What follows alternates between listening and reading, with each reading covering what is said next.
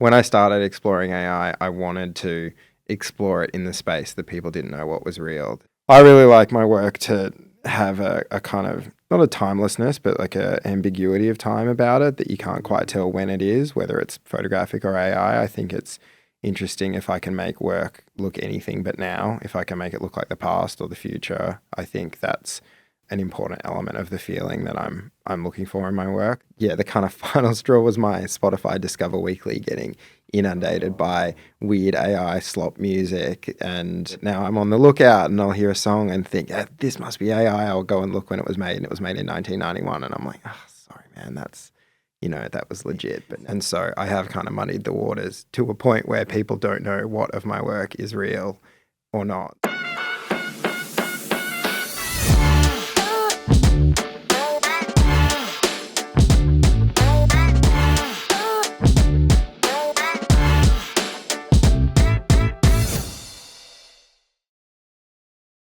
Before we get into this episode, I just want to thank you for being here.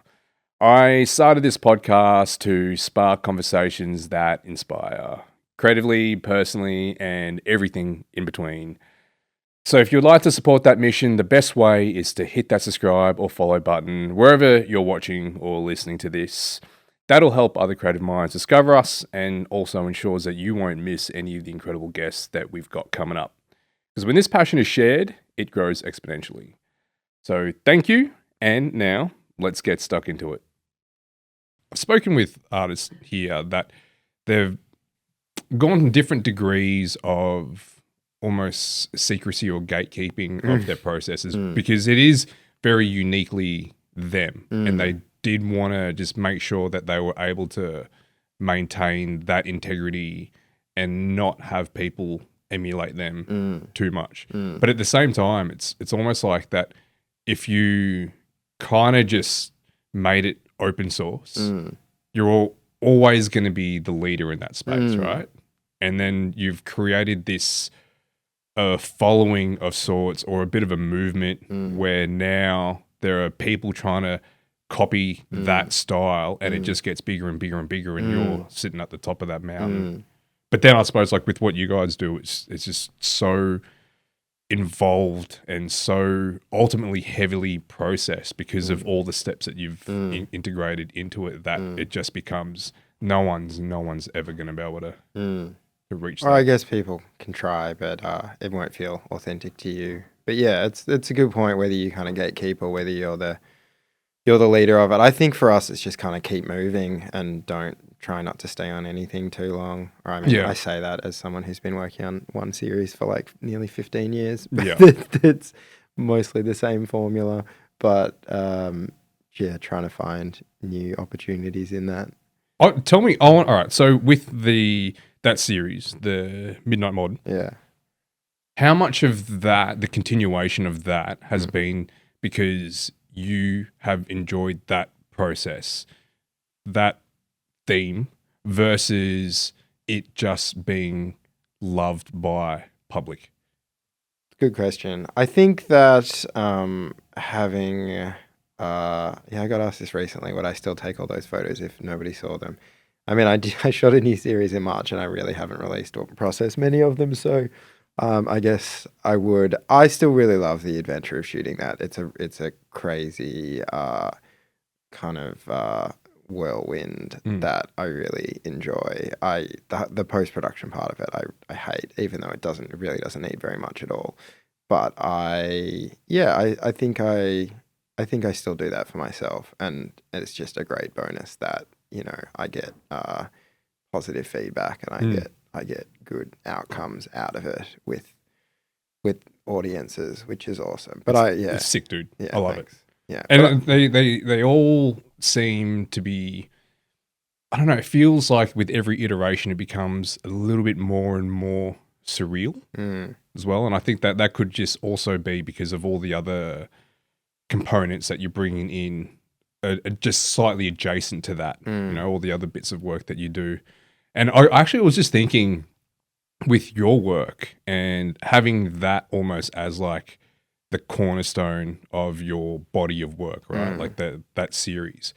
A lot of people either intentionally choose to be synonymous with a particular aesthetic, a particular style, or even a series, and this is what they're known for. They have something signature.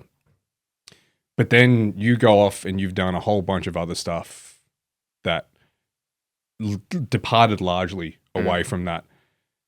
But then I'm also thinking, like, for you personally, how do you get inspired? Because you will work on a project and it'll be monumental. You'll go on to another project, it'll be fucking like years later, and it'll have notes of the previous, but it'll be very much standalone, and that'll sit in its own space for quite a bit of time. And then you'll almost be off the radar for years. Yeah. And then there's another one. Yeah. Right. Like, okay. So so for those that are listening, like, I've known you, it was since 2013. Yeah. I've got some original pieces where it was paid by cash because you were the wedding photographer. Yeah. But it was since then there's been this evolution of Blachford, but you could almost break it up into like 4 chapters, I reckon. Go on. At the time there was the landscapes, right? Like was it New Zealand? Is that where you went? Yeah, that was my first body of work. Yeah. There was that. Yeah. And then Midnight Modern happened, and that just took off. Yeah. After Midnight Modern, there was that movement into doing a lot of the AI stuff. And now you're almost post AI. Yeah. Yeah. There's a bit of a question mark on what I am at the moment, I think. Or at least so this is one of those gaps. And they all had a series of gaps. It wasn't just body of work. There was like an absence where you're obviously doing your own shit, but there was no public presence. And then out of that was just something monumental. But I'm just curious as to one to learn in your headspace after Midnight Modern, for example. Was there a drive to want to do something different or to evolve it? Yeah, definitely. I'm always keen to do something different, but I often need an impetus. I think that the series that came out after Midnight Modern, I did a series in LA called Noctangeles, and I did a series in Melbourne called Centroverso that was Upside Down Melbourne, and I did a series in Japan called Nihon Noir. They were actually all kind of the excess products of a commercial or of an art commission. And so that was kind of what got me out to shoot and kind of pushed me to, get out of my own head and just actually get out there. And then from that, those commissions, I might have given them a couple of pieces, but it kind of birthed that new workflow and that new kind of vision of what I was looking for, or what I found when I actually got out there. So I think that's the hardest part for me, is just actually getting out there, just saying, like, yeah, I'm going to do it. I'm going to, stop thinking and stop trying to ideate and just get out there and get behind the camera. And yours was just to actually like physically get out there as well. It was just to change up your environment completely. Yeah. It's usually most of my series have been overseas, where there's kind of a time limit that means that it's now. Like, I got to get out of my head. I got to just, get on the tripod and get a camera on a tripod and start shooting and start seeing what works and just kind of get into that flow state, which I find really hard to do. Dude, it's really interesting how you kind of like got to this position, because I remember when we first spoke about your passion for photography, it just kind of, I don't know, it was almost like happenstance, right? There was no there was a period where you weren't a photographer, you picked up a camera and you're like, fuck it, I'm going for it. And then it was just like bang, bang, bang, bang, bang. So it's almost like that. And this is something that I mentioned to you, whether or not you are a photographer per se, or you're actually more of someone who is a visual artist. And I would like to think that the camera for you is just a tool. where there are a lot of photographers that align very closely with that tool, and they will identify strictly as a photographer in the purest possible way. And you've mentioned that you're not that. Like, you would like to see the different ways of pushing the boundaries of photography, and you're not one of those that necessarily stick to the traditional methodologies. Definitely not a purist. I do think that I tell myself the story that I am probably just a photographer, even though I think it was easy for me to identify as a photographer because it's just like have you got a camera in your hand kind of thing. It's, almost a caricature of like guy with camera equals photographer. But being able to identify as an artist, to be able to say I'm an artist, that took a long time for me to be able to be comfortable to tell people I was an artist, because growing up, art felt very confusing and exclusive and exclusionary to me. I would go to, museums and galleries and feel like I just didn't get it, and that there was something that I was missing, and it was quite alienating. And so I felt like everybody else that was an artist had something that I didn't, just pure imposter syndrome, just a really, really solid dose of imposter syndrome that took me many years to overcome, basically to the point where I was exhibiting and selling work and people were paying money to have my work on their walls as art. And that was when I was like, okay, well, I guess by a process of deduction here, I guess if you've bought my work as art, I guess I have to be the artist. And so that took a long time. So artist first or photographer first? Because this is where I'm trying to figure out, because there will be a lot of people that are at the opposing end of the way that you've worked with AI. And that's kind of that's kind of why I thought that you would be more of a visual artist, and it just so happens that your medium of choice was a camera. Yeah.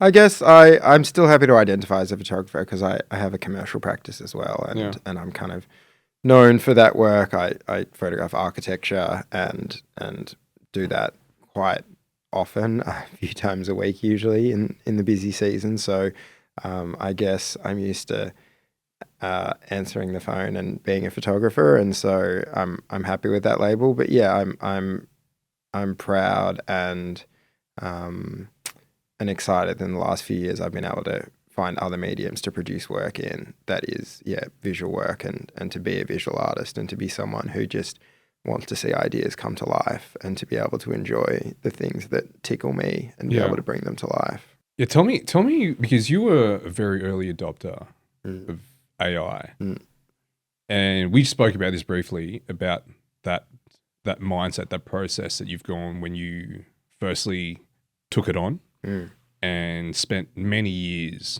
tinkering with it and throwing your imagery in there. And when I first saw your work that involved that had AI with it, I don't know if it was obviously AI. I mean, it wasn't trying to not be AI, but there was an element there where I'm like, fuck, is this actually architecture? Because this is some cool architecture, which I hadn't seen yet. And then as the series, this was the Japan one. This is the one I'm referring to. There was some pretty sweet buildings. I'm like, that's awesome. I didn't know that. And it didn't occur to me that it was AI. No, Japan's not AI. What about that taxi situation? The one. I just photoshopped the wheels off it. Oh, okay, that was it. Okay, so Japan wasn't. No, Japan's all real. Oh, but this real. is an interesting point. Is I did, when I started exploring AI, I wanted to explore it in the space that people didn't know what was real to create, because a lot of the work I was creating in AI was creating not just images but kind of mythologies around these images and these stories that I would love to have been real. And it was a kind of way that I could put out these imageries and exploit this trust that people had at the time for imagery, that if they see something that it would be real, and so create these worlds that people could go down this little rabbit hole with me. And so I have kind of muddied the waters to a point where people don't know what of my work is real or not. So, that most of the Japan stuff was created 2017 and 2020. So we're pre-AI. I would say anything after 2022 that you see released, you would have to question whether or not it's AI. All that house party stuff, that was obviously AI. But what was the period just before those vintage pool parties? What was I doing there? Oh, I did do one Japan story. Yeah. Yeah. I did a story of like this night where all the vending machines in Japan exploded, and because somebody it actually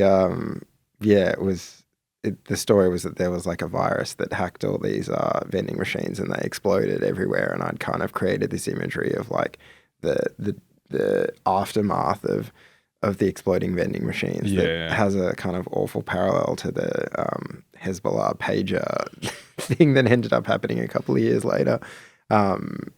It's confirmation bias is a pretty strong drug, but I also did a series of like millionaires and their submarines a couple of years ago that also kind of had its own lap of reality. Anyway, this was around about the time when people started tinkering with AI, and you were muddying the waters quite a lot. Blurring the lines. Muddying the waters. Yeah. And it, almost to the point where I would say that your work became synonymous. I actually kind of thought that you had transitioned into that. And it did catch me off guard to see that someone that was creating these incredible photographs to now move into this space where like almost relinquishing that and just leaving AI to generate that element of surrealism where you would actually have to manufacture that yourself. So what was the decision to then almost revolve all your work at that period or showcase only that? It was kind of a timing thing that I'd kind of posted, or I mean, my photographic work is laborious. My Midnight Modern series involves flying to Palm Springs, staying up all night, shooting by moonlight. If I go to Palm Springs and I shoot for 8 hours a night for 5 nights, I might come home with 20 shots. Whereas working with AI, I could make that in a minute. Yeah, so it was a very different. So there was a really exciting, hot and heavy time when I first started using Midjourney, where I would have an idea in an afternoon, and within an hour I could have like the whole idea, story, post done of a whole world that never existed, that I just created, that, you know, was faithfully wrapped up into a whole existence of a mythology, and it was really intoxicating. It was amazing to be able to kind of have an idea and watch it get into a flow state and just have it kind of explode into existence in a matter of hours instead of, you know, days, weeks, months, years. Dude, it's pretty wild, man. I'm wondering because at that time there was all these ideas where this is just going to take over, and it hasn't quite got there yet. And I feel as though that obviously there's still a lot of room for it to grow and to make its way into the public space, the public boundary of visual art and video as well. But I'm also wondering whether or not like the promise, or at least at that time where we thought it was going to go, whether or not we will eventually arrive there, because you're still at the minute, you're a little bit cautious and there's some trepidation with how you think that this is going to go. Yeah, look, I'm not sure. I mean, when I first started using it, I feel like it was a really strange contrast where I was making images thinking like, wow, this is incredible, what an amazing tool. But then it was a really existential conversation. It was like, this AI is scary as hell. Is this going to be the end of humanity? But also, let me jump on and make some amazing stuff. It was like a real, like, am I, you know, in bed with the devil kind of thing. And now my trepidation is more just around being sick of coming across AI stuff everywhere that I'm not expecting to see it, and just the slop. I get that's the kind of term for it. It's just the kind of AI slop that like the Instagram algorithm's feeding you, that the TikTok algorithm's feeding you, that the YouTube algorithm, my the kind of final straw was my Spotify Discover Weekly getting inundated by weird AI slop music. And the weirdest part of that is that now I'm on the lookout and I'll hear a song and think, this must be AI. I'll go and look when it was made, and it was made in 1991. And I'm like, oh, sorry, man, that's, that was legit. But now AI kind of does that guitar riffy kind of stuff. So yeah, I'd say I'm in the same place with my kind of hopes and expectations for the technology. I guess my thought is like, it's going to get to where we think it's going, but what are we going to be when we get there? I feel like everybody's changing their reaction to AI. And when I first started posting it, I got not a lot of pushback. Most people were really intrigued. Most of the creators I knew were kind of amazed by it and saw the potential in it. But there were some people that were kind of like, hey, what the hell is this? Is this real? I don't like this. I don't like not knowing whether or not this is real. And I really wanted that to be part of my practice, to kind of have people doubt things and have people not be sure of whether something happened, or ideally just to put it in this space where it might have happened, but it might not have. But isn't it fun that we all got to, think about it for a minute? But now having to just the fatigue of having to filter all content, through the lens of, is this AI or is this not AI? Like going on Spotify to play stories for my kids. And, when he wants a Transformer story, and then it's like I turn it on and I'm like, that's AI. I don't want him listening to that. I would rather they listen to the annoying American squeaky voice lady with her little kid than, the smooth AI voice, because it just doesn't feel right to me. Dude, have you heard of the dead internet theory? No. You know about that? Where we're going to get to a point where, okay, so firstly, using social media as an example, that most of the profiles that are on social media are artificial profiles. Oh, the bots are out of control. Out of control. Yeah. So you move away, the next step would be just the information that is available on the internet. And we're going to get to a certain point where, and it's going to be sooner rather than later, that the information available to us is going to be AI generated, which means then that the information that AI will be able to pull from is going to be information that it has generated. Oh, yeah. So it's going to be this self-perpetuating loop. I think so they call it like it's like data implosion, that basically all the AI models will fail if they start eating their own garbage. They will implode. It will just, because one of the things is that when you're querying AI for anything, it delivers what the information that you're seeking in such a matter-of-fact way that you don't even know, and it's really hard to discern what is truth versus what it's just. It'll never tell you if it can't do something. It'll just make it up. Yeah. And then it'll gaslight you about it. When you pull it up on it, I made the mistake of cooking a few recipes from ChatGPT and then staring at a fry pan and being like, yeah, that was never going to work, was it? That did not need all tapioca flour and no eggs. That's a terrible okonomiyaki. So I'm kind of like, every time I get an answer from ChatGPT, I kind of think back to my gluggy okonomiyaki and think like, you told me that was going to work. That was never going to work. Yeah, so that's where we're headed, where the information that will be available to us is going to be largely bullshit. But we're not going to have any tools to know, to be able to discern. Yeah, so it's going to be a cesspool, essentially. That's the barrel. Slop. That's the barrel that we're staring down. Yeah. And to kind of like then take that concept into the creative space, I'm wondering what that is eventually going to look like, because there is a bit of a gradual kind of shift to AI. So like, for example, if you're taking a photo on your phone, your camera, whatever it may be, anything that's going to be digitized, there's already going to be a layer of interpretation of the reality, right? So like an iPhone is going to take a different photo to a Samsung, to a Canon, a Nikon, whatever it may be. They'll have their processing, which is going to be an interpretation. So that in itself is already artificial reality, that it's kind of giving its take on it.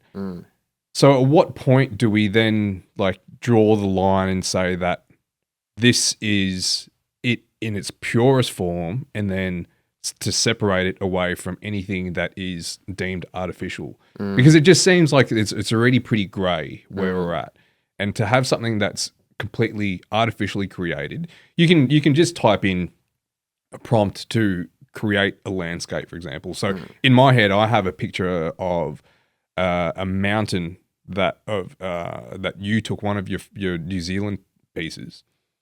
It's not in my mind. It's not exactly what it is that you took. It's just a memory of it, which is already it's already a bastardized version.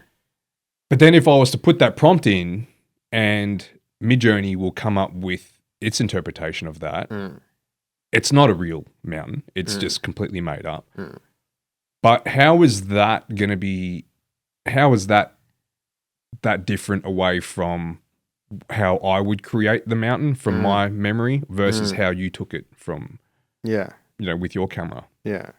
So it's just like, how would you see this working out? Because I know that you would still like to be able to maintain the integrity of human-generated art versus AI-generated art, and to be able to have them as separated entities where I'm not so sure we're able to do that. No, I think you're right. I think it's just filtering into everything, every device we use, and I guess like digital versus analog is probably going to be the easiest separation of that. I mean, if I'm complaining about my Spotify weekly and not being able to trust what I'm listening to, I guess I should go buy vinyl.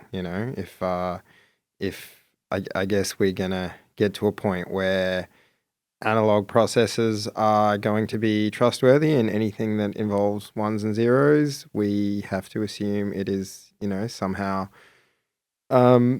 tainted by AI. And what does that mean? And look, I still think that AI is able to produce amazing things. I still love the work that I've created with it. I still am open to. There's artists who exclusively use AI who I absolutely love their work, and I'm so glad that they're working in that space. But I guess I'm just lately reflecting on how I feel when I encounter that content, or the kind of mental load that this new filter that I have to put everything through in my mind as I consume things to work out whether this, voice, this image, this song, this video is real it's taxing, and I'm kind of resentful of that. I mean, even if you AI aside, there was like one of the issues that people had with Spotify being the music staple was that artists have the privilege to go back and fine tune things as they like, whereas like when they put things on wax, it's done, right? Like that's what the record is, and that's how it will remain for the end of days. But like, there's even so, for example, for this podcast, the end titles, I got a royalty-free track from Adobe. For whatever reason, I didn't save, or just absentmindedly just like deleted the original, and all I had was the cut down version, like the 20-second edited version that I created for this. But I wanted to go back and just fuck around with it a little bit more, and I couldn't find the original. So then I went back to Adobe to re-download it. It changed. And they said to contact the author of the track. I contacted them, and they could only provide me the updated track. So the original one, which I needed, it no longer exists. It is gone. Music can be that way as well. So there are some, like, they're not going to have that original quality about them because the artist had just tinkered with it. That's just one of the things that we need to live with in the digital world, that things aren't necessarily as static as we would like things to be, or that we're used to. And then there's also this whole thing, you with two young boys that are growing up in this digital era. I don't know whether or not you've given it much thought, but that generation, they're born into this digital world, right? Where this AI world. AI as well, right? Digital, but then now AI world, that it's going to be as much of a part of their life as an analog dial phone was for us, right? We have seen the process and the evolution, but for them, this is what they're born into. digital content is going to be as significant as something that is tactile and analog. Have you given that any thought? How That you're they'll gonna have nostalgia for this age. maybe Yeah. not even nostalgia. They might not even have that. Mm. They might not have such big evolutions of Mm. technology. So this could just be progressive for them now. Mm. It's going to be hard. It's going to be, I think, really hard to watch them go through what they consume and what they value and have it not make our head explode. I mean, I find the concept of like kids watching other kids playing with toys on kids' YouTube like absolutely mind blowing. Yeah. That I'm like, how, what, why? But it's huge. I don't, my kids don't do it, but no judgment on anyone that does. But just the concept of that, the kids would rather stay inside and watch another kid play with toys on the beach than go to the beach and play toys is hard to get my head around. And how they hang out, man. That they hang out in digital spaces. So that digital world is just as real for them. And I think that there's something that our generation is going to find it hard to accept. I don't think we will be able to. I don't think cognitively we'll be able to get into that frame of mind. I think it's something that you need to be born with, especially because we grew up in a time that predates all of this. So we are familiar with what it's like before. Well, we had TV that our parents, lamented and thought it was going to ruin us and, make our eyes go square. And, but, it seems so innocent now to be fed, Simpsons at the same time every night and then get bored for a while and then come back and watch something else. It all seems every night for like 10 years. Yeah, it all seems really innocent. So yeah, it's hard to know how to respond to this world that our kids are growing up in and how to navigate it. Now AI is a tricky one because it seems like such a buzzword at the moment. It is. I mean, everyone's capitalizing on it to try and make their normal thing sound shiny and smart. There's AI hair dryers now. There's like people are using it as a marketing buzzword, but then it also is really infiltrating everything. The emails that you're getting, the spam calls that we're about to be, it really is kind of seeping into all aspects of life, and whether that's for the best, remains to be seen. So for you as a creative practitioner, how do you see all this going and how are you managing it now? Because you've you've been in the trenches, you've tinkered with it enough to know and have, I suppose, just immerse yourself in that. I don't really know how it's going to go. I mean, it's changed my workflow slightly that now Photoshop's got its terrible generative fill function. It's terrible. It can get rid of maybe an air conditioner or a smoke alarm in the corner, but it's not actually really good at generating anything else. It's terrible. It's just standard Adobe marketing. I hate Adobe. I cannot wait to dance on their grave at some point. I'm hoping in the next 10 years it's going to be glorious. But I think they're an awful company, and I think that their product is ubiquitous but absolutely crap, and that I feel imprisoned by them, and I can't wait to stop using it. But at this point, I still do use Photoshop, and I do occasionally use the AI remove tool, but I do also still use human retouches. But I don't know where it's going to go. I feel lucky in that my commercial practice is based in shooting architecture and shooting things that exist in this space that cannot be moved or offshored. But I think that it will get to a point where the design software that architects use in a few years will be able to spit out, Right, of course, amazing imagery that looks photographic and idealized and looks beautiful, but it's whether the public and magazines and awards will respond to that kind of imagery in the same way. And I hope that they don't. But I'm kind of surprised they don't already, actually. At the moment, magazines don't want to, although Bell magazine did do an AI cover for their 50th anniversary issue. They published something that was an AI space, but mostly magazines, which are a dying breed, unto themselves, want to publish, existing content, and awards only want to award things that actually got built or existed, and not just concepts. So at the moment, that's kind of the moat around my industry is publishing and awards, which is what my clients are ultimately aiming for.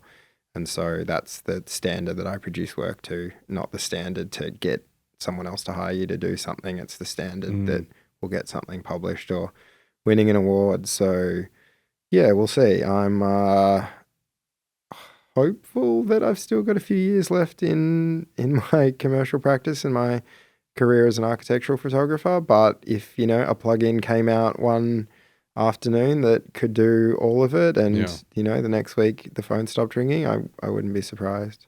Have you used Affinity at all? Affinity is the alternative. Yeah, a little bit. Yeah, I just can't get the workflow to quite work. I've dabbled with anything and everything that could get me off the Adobe bandwagon, but I've never made it stick. Would you just use Photoshop and Lightroom? I try not to use Lightroom. I use Capture One mostly, which is made by Phase One, which is another raw processing tool. But for my Midnight Modern series, I do use Lightroom. Yeah, which is the Adobe tool. Yeah, there's one. There is no substitute for that, though, is there? Capture One is a good substitute, except just there's one tool, Clarity, that I use in the Midnight Modern series, that the algorithm, just that slider works the way that I need it to in Adobe and not in the other one. That's really what it comes down to, that it's like the competition is 99% there, and it'll just be one or two tools. It's also probably just me like having to suck at something else for a week, not knowing where anything is or what the keyboard shortcuts are, or just feeling like a total noob again, that I'm kind of too busy to have that dopamine crash and want to do that. So I was there. I got them, and hats off to them for giving it a proper red hot go to compete, and their evolution is far better than Adobe, as in like they're heavily community based, so they are quick to respond and implement tools as they need. But there's still a couple of bits and pieces that I just rely too much on with Adobe, and I too would like to get out of that. That stranglehold.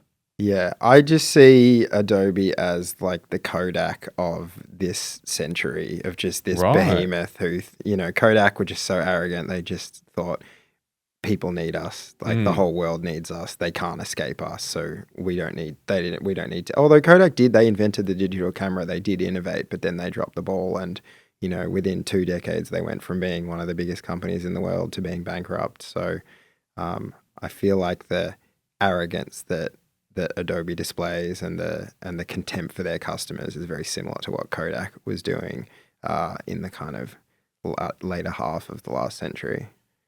Then we'll see about that, but that's But then sort of kind of gone full circle, where film seems like it's in demand more so than ever in the last 20 years. Oh, look, there's definitely a resurgence, and it hasn't died out, and I definitely do see the appeal of it, especially what we were talking about, the kind of analog versus digital. So, but yeah, it wouldn't be enough to sustain Kodak of what they were. But yeah, I guess the subscription model is unfortunately probably going to keep Adobe afloat because it's hard to cancel, whereas I guess Kodak was, the moment you stopped buying a roll of film and needing it processed, you stopped giving them that money. They weren't sucking it out of your account every month like they do with their billions of dollars. But now I think that they're in a position where they can control the price of film as well. And I don't see the demand going down, but it's sort of like diamonds, right? Like that the demand seems to be increasing, much like a whole bunch of other more analog and tactile products that we're familiar with. Like once upon a time, I thought that something like the Kindle would kill books, but not so. People are buying books more than ever. Yeah, and same with vinyls. There's something about that I don't think we're willing to give up. I mean, with some things, yeah. I think more utilitarian type products, we're willing to forego something that we're willing to rely on digital means. But I think when it comes to creative expression, we're back with the tactility and the analog. Even with like a lot of the cameras now, like Fuji, for example, they have the film simulation and their latest one, that X-Half, you seen that? Yeah. How you can also have that setting where you don't preview. You shoot a roll, yeah. You shoot a roll. Shoot a digital roll, yeah. And then you have to like process it. Yeah. So at what point do we just go back? Yeah, I know. Well, yeah, I guess it's hard for those companies to work out how to make profit off the past without trying to, innovate. The reality is, if you really want a film camera, they were indestructible. Go to the op shop, you'll get, you'll get one, or one of the thousands of Pentax that are kicking around that still work because they're simple and bulletproof. I guess companies are trying to, innovate by going back a little bit. Yeah, that was an interesting concept, that one, the X-Half. Yeah, we'll see. But I think it's also that there's, I guess, to be really binary about it, you're either creating things or you're consuming things. And I think us as creators, we have a perspective that we like consuming. When we're consuming other people's creativity, that you want to do it, I guess, in a way that feels authentic. But I think for people who aren't creating anything, for the population who live lives that they've deemed that they're not going to be doing any creative stuff, that they find it probably even more important that when they're taking their kind of hard-earned time and money to consume these, creations of people of art and music and literature, that they want it in, the most romantic form, because that's the alternative to just, living our post-capitalist neoliberal hellscape. Dude, I also feel as though, like, as much as we think that AI, especially AI, I mean, like the digital world, it did pull us away from a lot of the more traditional methods or the traditional ways of enjoying things. Like, cinema is probably not the best example. Oh, that was the first one that came to mind, but I think that's a terrible example because I think their business model sucks. But experiencing creative means, like, I don't think that there's a way to substitute an opening night at a gallery, for example, just to be immersed in a space, a physical space, amongst other people that are sharing this. I guess there's like this shared effervescence, right? Like, I don't think you'll be able to experience that in a digital way, because the digital alternative is to scroll through Instagram. And it's also loud at a gallery opening. There's a sensoriness to it. It is, right? It's that multi-sensory. Yeah. It's sort of that's the human element where we're hearing the noise, the chatter of the people around us. There's an ambience to it that I don't think that you can really replicate or you can capture in a digital means. And then with that said, the more that that we are immersed in this AI world, the more that progresses, the greater our intensity for human connection is going to be. I'd like to think so anyway. I think it's really, I personally think it's been really heartening to see the like buzz of the metaverse completely die, whenever it was, Meta had to get out of jail because they had so many scandals, and so they, spent billions of dollars on this metaverse of sitting around with a hot thing strapped to your head with these avatars that had no legs, and it's crashed. And I think that's nice to see that people aren't. I mean, as you said, your kids want to spend time in a digital space, on a video game, on chat, talking to each other, but that's facilitating, I guess, a digital version of a real world connection that's just, I guess, about convenience and location and all doing the same thing at the same time. But yeah, the promise of the kind of metaverse and the digital world has kind of flopped, and I think that's a nice thing. I think people still want human connection. Yeah. Yeah. There's something about a digital world that it brings out the worst in people as well. And I don't know, I mean, like, if you have a look at GTA when they created the online the online version of that was a cesspool, man. Yeah. and if you were to be immersed in that,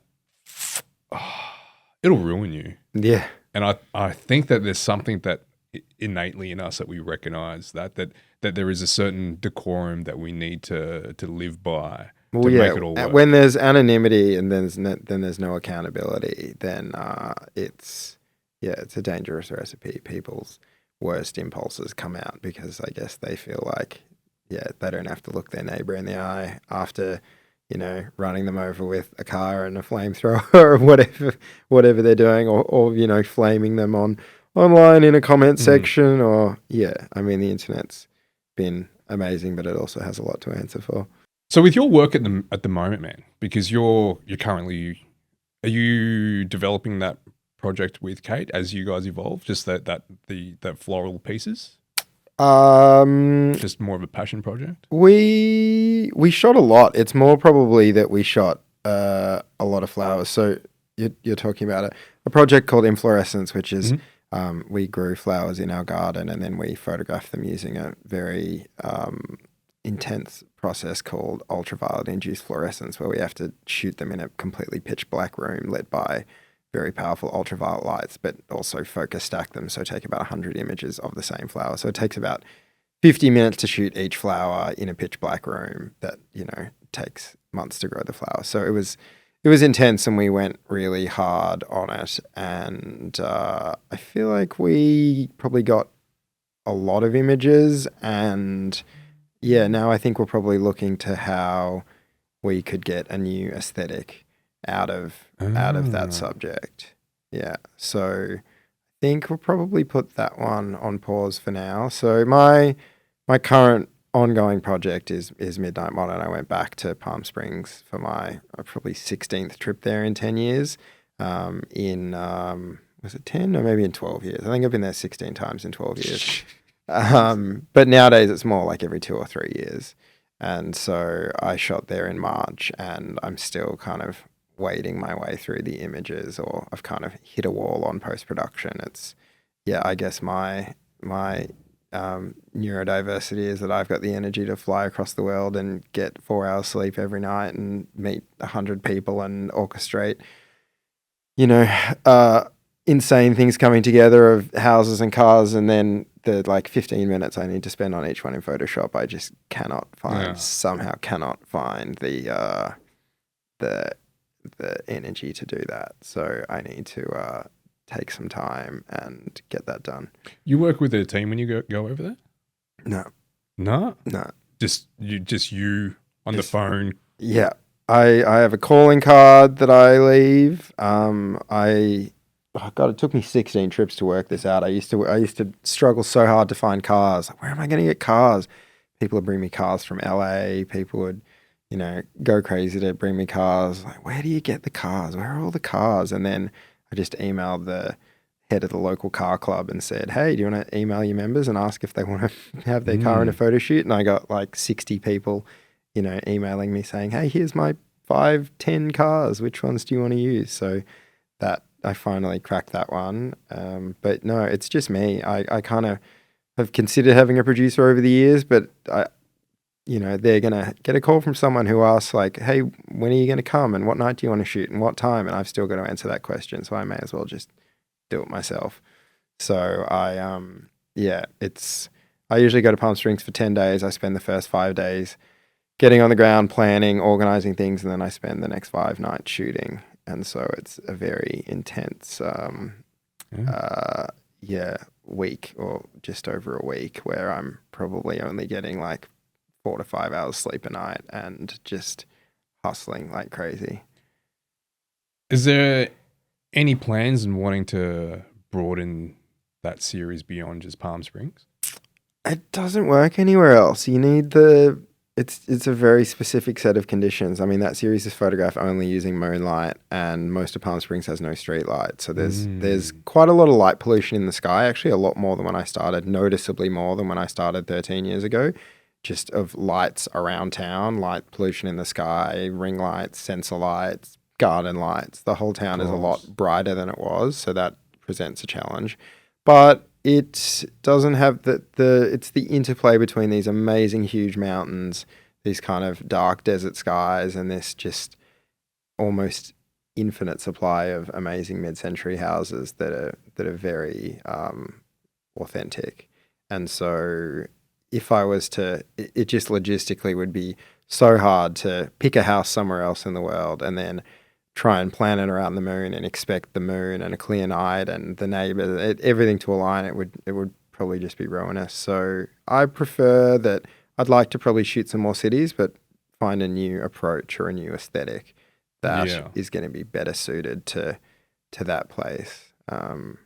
Like the series I did in Japan is much more Blade Runner inspired and takes on a much stronger treatment where I'm kind of staining everything with colors to give it a really strong kind of cinematic treatment and a much more kind of dystopian vibe that's reminiscent of the kind of cyberpunk genre. And so, and that's also how Tokyo makes me feel. You know, that's I feel like I'm in a cyberpunk movie when I'm in Tokyo. So trying to translate that was important. So yeah, I'd love another trip. I'd love another kind of muse of a city if I can find it.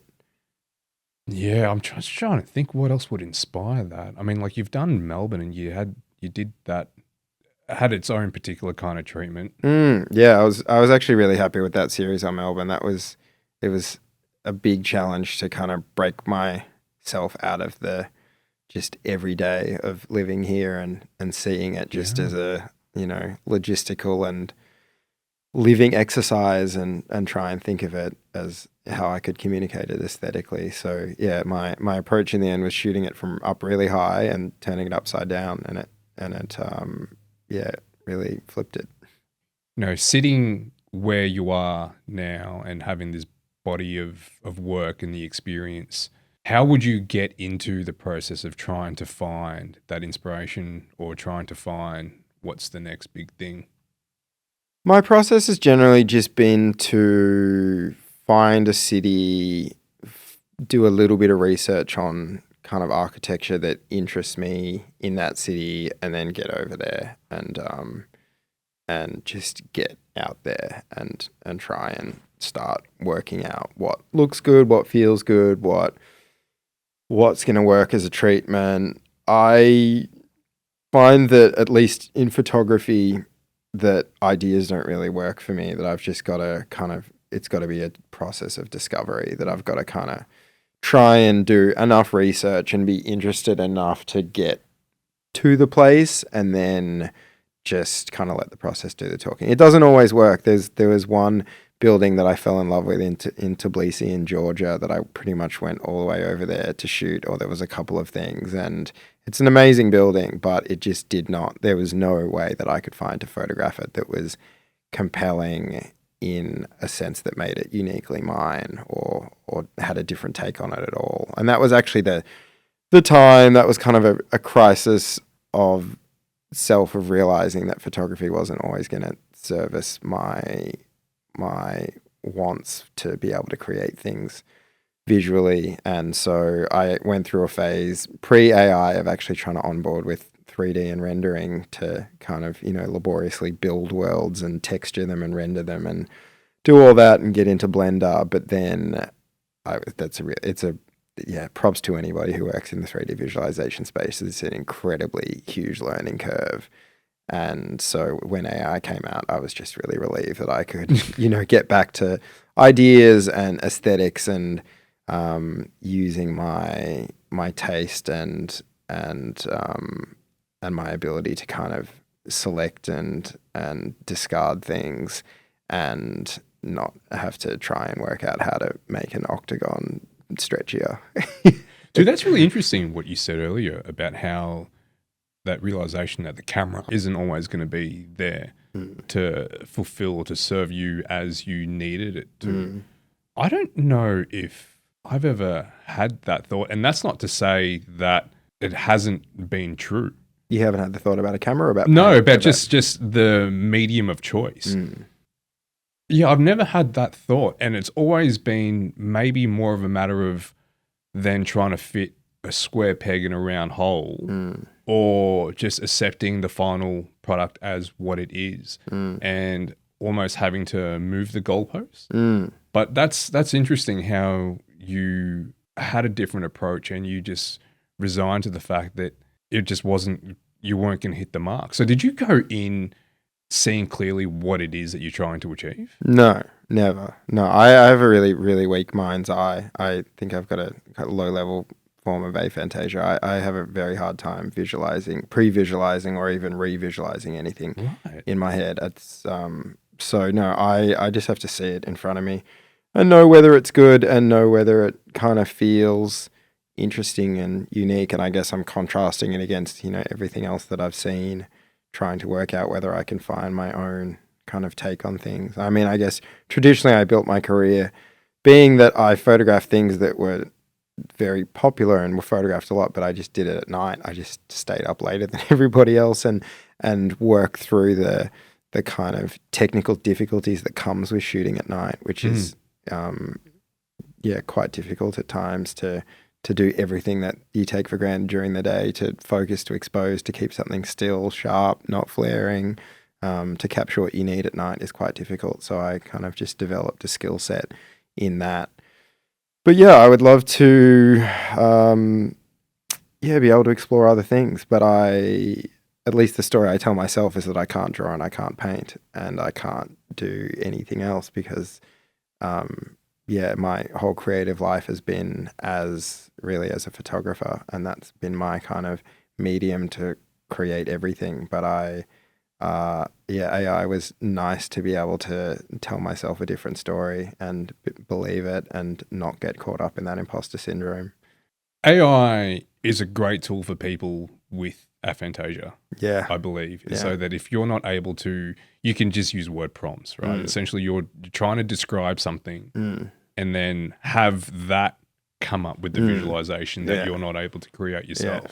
So that makes a lot of sense why you gravitated towards that. Yeah. It's a shortcut. Yeah. Look, I've been having quite vivid dreams and things lately. I've been really questioning my kind of self-diagnosed aphantasia diagnosis lately. I've been having some imposter syndrome about my aphantasia, but then I think back to the way I create work, and I think that is quite faithful, that I really never go into something with something in my head of what I want it to look like. I just have to get a camera on something and start removing elements and see it in front of me and be able to judge whether it's what I want. And so, the way I've actually always used AI is just to always just text prompt and not really necessarily to describe what I want to see, more just put in a concept or some things that I'm interested in or like a period of time. I think I really like my work to have a kind of, not a timelessness, but like a ambiguity of time about it, that you can't quite tell when it is, whether it's photographic or AI. I think it's interesting if I can make work look anything but now, if I can make it look like the past or the future. I think that's an important element of the feeling that I'm looking for in my work, that people have to question whether it's real and also whether it's current or old or new or in the future. I think that's been an important part of my work, and so that's a good point, man. Because I think you're right. That has, and just to hear you express it, that makes a lot of sense now when I look back at your body of work, and especially at the moment when that's just how we discern images, photos or video now. Like, we question everything. So it's almost just become, it's retrofitted itself into the narrative of how we appreciate work these days. Like, we question, and if, you have some artists, if their work has traditionally been what it was and it's kind of just landed in this space and it just so happens to look like AI generated artwork. Or sound like it. Right? There's a big question mark over it. But on the flip side, I was reading on Reddit a few weeks ago, there was an AI art contest. The guy that won it, or won one of the categories, he was just like a big fuck you to the competition, where he actually took that photo. Right. And was disqualified. Right. So it's now kind of gone the other way. Because you saw that there was AI winning photography competitions a couple of years ago. I don't know if you saw that, but there was quite a few cases of AI winning photography competitions, either where they and it was usually kind of they'd put it in and then tell them later. It was kind of a statement of that. So that's funny that it's gone the other way. And that's where I think that's the space that we're going to be living, right? So for you to have that as a quality or an essence of your work where it's intentional to blur those lines, timelines, the thematic lines as well, just to kind of move within that space, it just makes a lot of sense. So this is like, you being on the advisory board of Powerhouse as well, what is the general consensus, if there is one, of where photographers are landing with this notion of blurring the lines? There's a lot. It's really split across age, I would say. I'd say anybody who is probably 45 and over is quite opposed to AI, feels quite threatened by it. Everybody kind of 30 to 45 flip a coin, and then everybody probably 30 and under much more open-minded about it. But there was, so I was on an advisory committee for the Powerhouse Museum in Sydney, who had acquired the Australian Centre for Photography, and so were kind of they had a lot of involvement with photography as part of their collection, but they had kind of taken on a bigger role in overseeing the archive of the ACP that was around for 50 years. So I think they brought me in as a voice of someone who was in AI, in fine art, and in commercial practice, and I was kind of advocating for AI and digital and new media works to be included, but then there was, not so much from people on the board, but there's been a lot of pushback in the photography community against AI, mostly around the way the models were trained, I think was the initial thing that's gotten people annoyed, that, basically it ingested everything that it could find on the internet. Yeah. And then learnt to make things off of that. The way that most people interpret that is that it's kind of like a copyright infringement milkshake, collage machine. I think that people personify that as thinking that every image has, a clearly identifiable image that it's ripping off in it. But in my experience, that's not really how it works. And it does, in its kind of hallucinatory way, create new stuff all the time that I don't think is necessarily existing, or the way that it can put one style onto another kind of composition is that it's not really doing that. I never really found it to feel like stealing, and that's as someone whose work is represented in the data set, that my work is in there, and I'm fine for it to be in there, and I will remain fine for it to be in there. I don't see that as being the problem. I think that all the problems that we're having now with kind of slop and devaluation and loss of skills and, potential existential threat seems like a problem, but I never really took that much issue with the way that it was trained. But I'm kind of, a bit more of a pirate about things, I think. Yeah. I mean, it's. I guess you could liken it to anyone just viewing it and taking inspiration from that. Yeah, it just kind of, when it did it to everyone at once, I don't know, it's hard to take it personally, it ingested everything that it could have and should have and shouldn't have ingested. So it didn't feel that bad to me. But look, my work, my career and my work hasn't been that personally affected other than in a positive way. So I guess if there was someone who was creating, any kind of works, illustrations or anything that feels like people are going to AI to produce what they used to go to them to produce, I can see why they would be pretty upset about it. But for me, it was just a curiosity and a new technology and an exciting thing to move into. It was amazing when it first came out. It was like on Discord and it was so ugly and you were typing all these weird commands and felt like, like a 90s hackers movie, like tapping on the keyboard and like enhance that, and now it's kind of just like, it's a really nice interface and it's just clicking, and you can ask ChatGPT to do a million things, and it's it doesn't feel quite as edgy as it was then, and so I'm less attracted to it at the moment. But I also haven't had a commission or anything to kind of push me into that world. I think if I had a commission to create something, I'd be intoxicated by it again, because it is quite Imagine intoxicating. Yeah. Imagine commissioning an artist to use AI as the main driver to create a body of work. Yeah, I did that last year. I did it for a restaurant in Chapel Street called Tombo Den. So there's a Japanese restaurant in Chapel Street in Melbourne that has 18 images of mine that are all completely AI generated. And so that was, and I think I made about 800 images in as options for what could be for that commission. What was stopping them from just putting the prompts in? Good question. I did kind of go through that at one point. There was like a week where I was kind of sending them these, I called them like transmissions, like here's, 100 things. Here's a little like rabbit hole that I went down.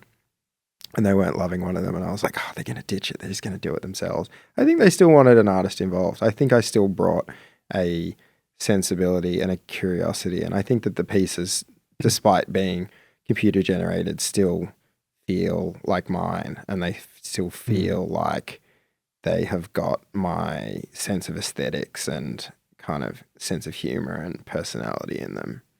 Maybe that's where it lands. Maybe that's where it will eventually kind of just not plateau, where it fits, that the driver has to be a creative individual, where because I'm not so sure that AI can come up with original ideas. And what I mean by that, sure, the works that it can churn out have never been done. But what I mean by that is that there is creative expression comes from something that is somewhat flawed.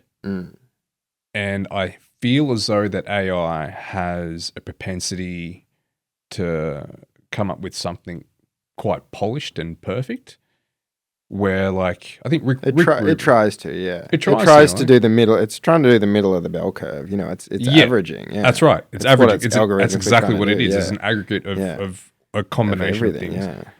Where I think Rick Rubin said that this is where it'll stop for AI, is that you can't ask it for an opinion. It doesn't have an opinion. And I've tried that because I use ChatGPT quite a lot just to help, more like a PA, right?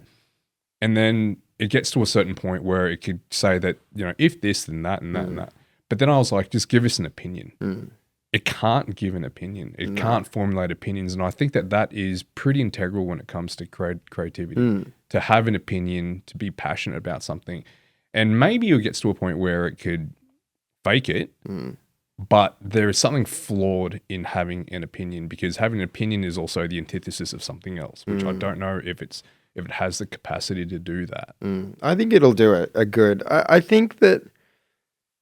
Yeah, I think that it's still producing good work, and artists are still producing good work with it, and all that good stuff. It still takes a person who's switched on and has an idea of what the gaps in culture are to be able to identify when it's done, something unique, and to be able to give that life and give it context. But I just think that I'm seeing what it's like on the other side as the viewer, as the person receiving that creation, that people are probably less and less in the mood to see or hear or experience AI created things. Just because, it's taxing now to have to audit everything that we are, having fed to us through our devices, to work out how much of it is human and how much of it's AI, and whether that matters at all. And I didn't think it did, but I think it might. I absolutely do think it does. And I think that where we are now, like I guess since the Industrial Revolution, there's been a heavier focus on quality over quantity. And I think that's where AI serves. It can just churn out garbage, right? Like at such an astonishing rate that where a lot of companies what they're trying to achieve is just by sheer volume and, throwing as much shit on the wall and seeing what sticks. That is where it's at the moment. But the problem with that is that the shit seems to go back into the mix. Mm. Where once upon a time we could just, as a market, fuck it off and it's gone. I'm like, no, mate, that's not for us. And then it's not even talked about again.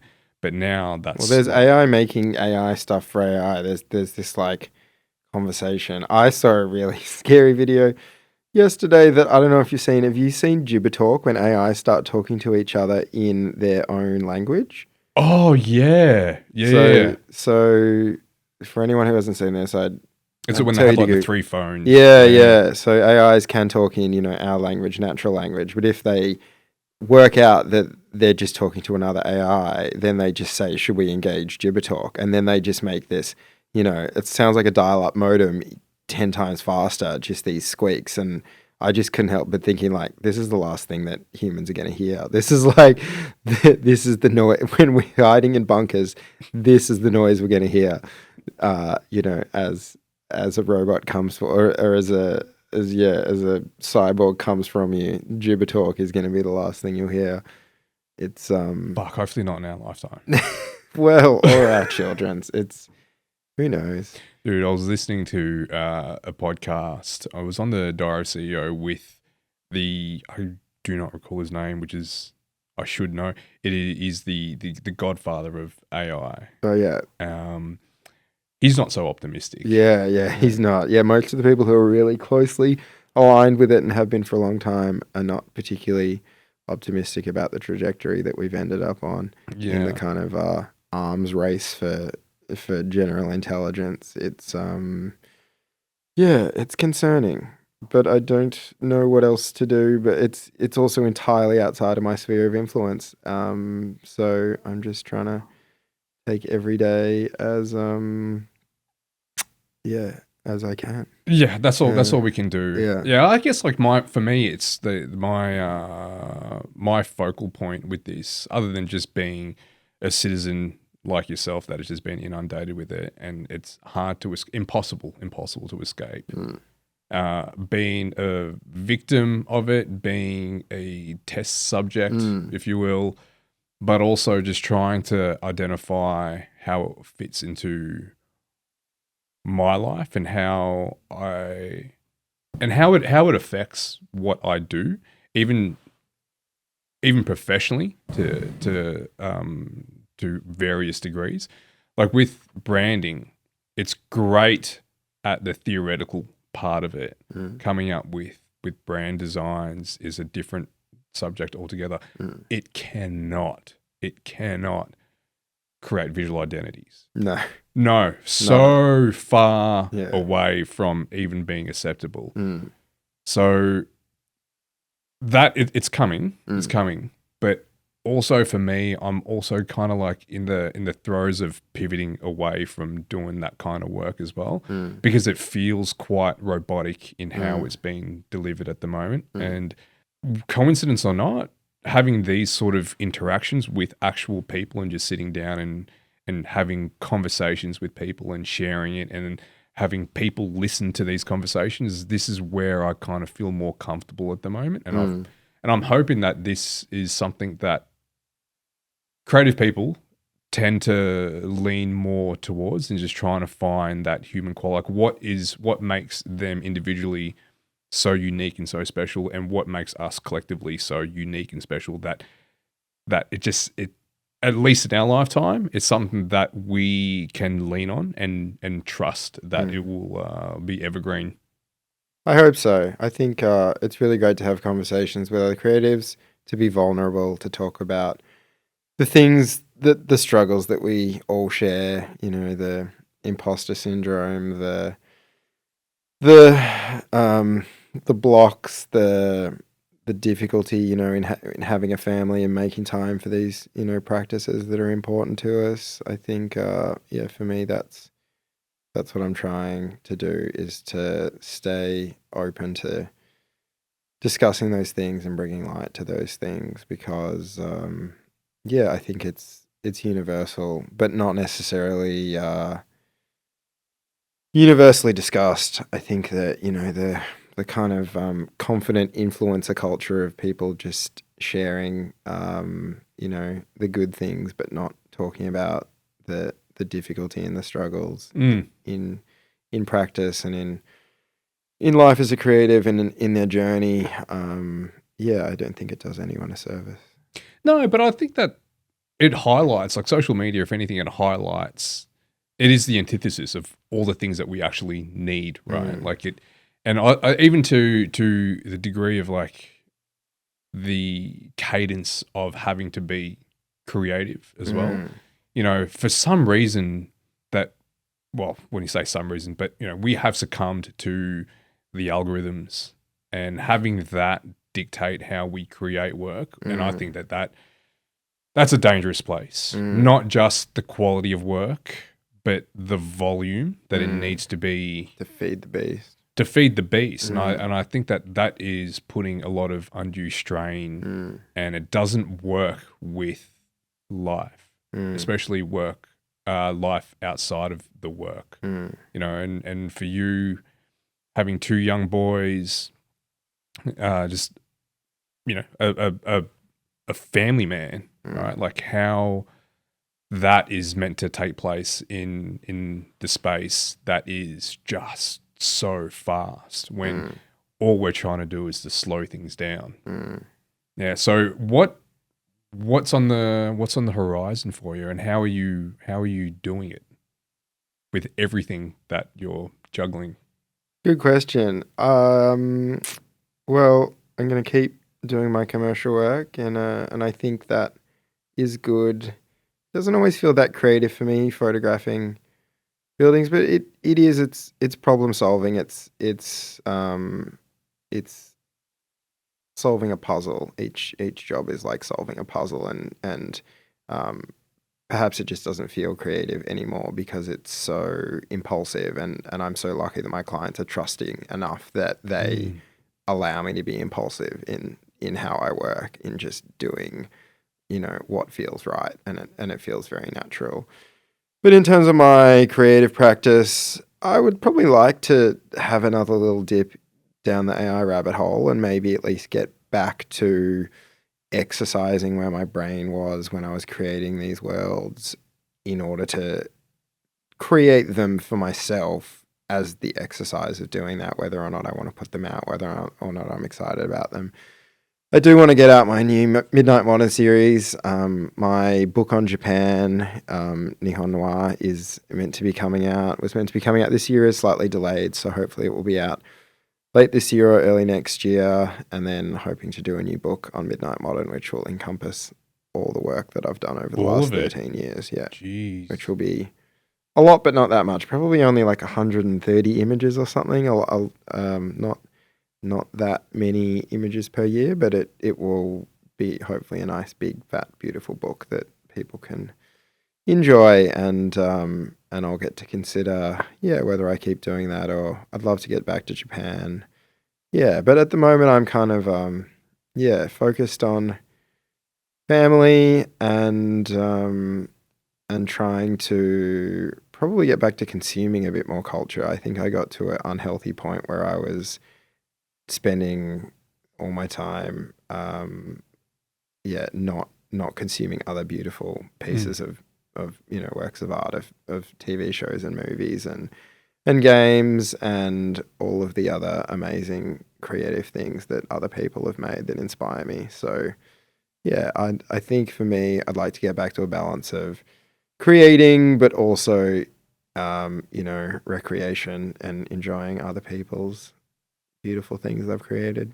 Dude, it's vital. You can't create unless you're being inspired. Totally. You need to feed something into here and here. Yeah. And I think that it's important. Like it feels recreational, and it should feel recreational. Yeah. I think that's the thing. It shouldn't feel like work. And there are times when, like if I'm doing this podcast and I feel as though that there is that cadence that I need to keep up with, and the thing that is being sacrificed is the thing that's actually inspiring this to happen. And so it's just to find that balance, and to recognize that it is vital. But mate, it's been awesome following your work for the last Thanks, man. over a decade.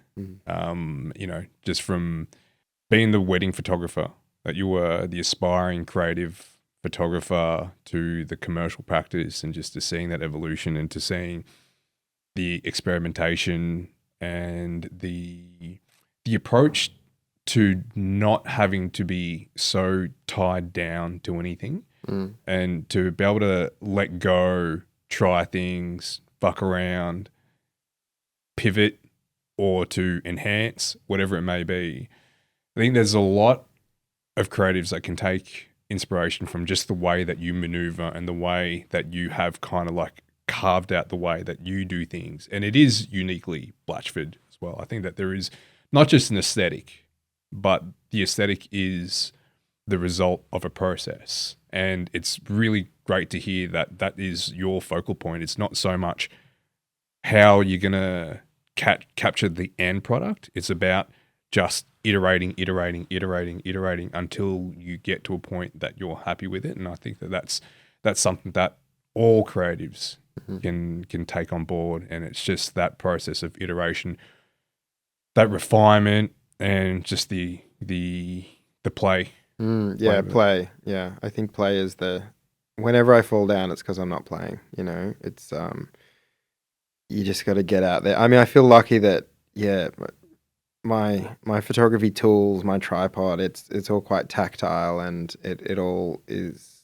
it's easy to get into that world once I'm there, and to kind of be twiddling dials. And doesn't mean that what's in front of it is going on, but if I can get there, if I can get out and get a camera on a tripod, I can usually create something that I like. But it's really hard to get out there. That's the biggest struggle for me, is to get out into that, to create that environment where I could get into that flow state, to be able to tap into that source of things, and to be able to feel connected to that is I don't give myself the opportunity to do that enough. And so, is it just all of life? Yeah, I think it's just logistics and life and questions and inertia, and I often need a push to get out there and to get excited about it, and then it kind of, I get the momentum, and then it's going. Yeah, I know exactly what you mean. And then it's also like, for me, gathering that momentum and then feeling as though that there's interference with that. Like, it's just this misalignment of expectations. When I see that there is some growth and opportunity in something that I'm working on, and then when other parts of life seem to stunt that, then I feel as though that it's just that misalignment, and then it's just putting the blame on this for slowing this down, where in actual fact, this is the important bit. I'm doing this for this.